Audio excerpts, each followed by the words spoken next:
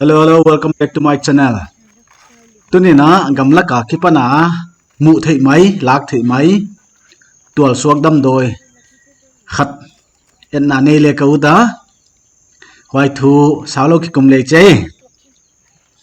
gamla khong na wak chai na single lo om te zat na be ya pathian na bolo hi dan kha ngai tu kom zel ding na kan chian ma sai tuni na lo pa chi khat hoi ma ki gen dam doi ding a zat thei wai tung tang ge le chai tuni again nok lo pa chi khat min kai lem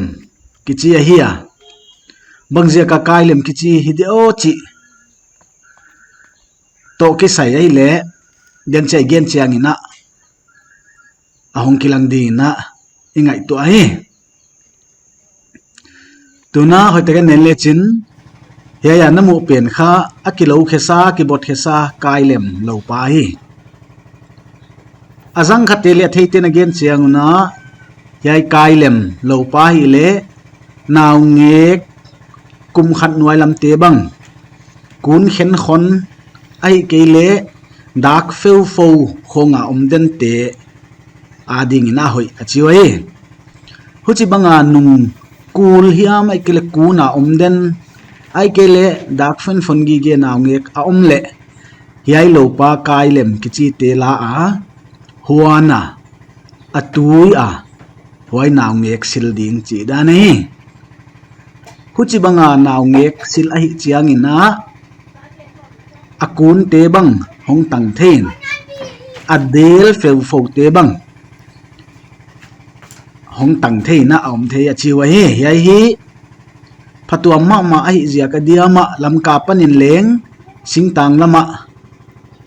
thukha ina om sek chi hi muan hoi ta ka panin na ki zai kai le ma ki chi na ding zia toina i thei ka ging ta a akun te kai tanga kai le ma adel te kai tanga kai le mai zia ka kai lem ki chi hi mai lo ding hiam chi ngai tu na ahon pi a hi tu ni ni chibang naw ngek sil ngai na nei le yai te thu khak le chin phatuam ma achi wa hi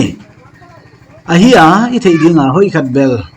dam doi nek chiang ni ki ngai pi aw ma huai bang deu na ki ngai pi lo chi bang le om khadiam chi bel i thei ke hi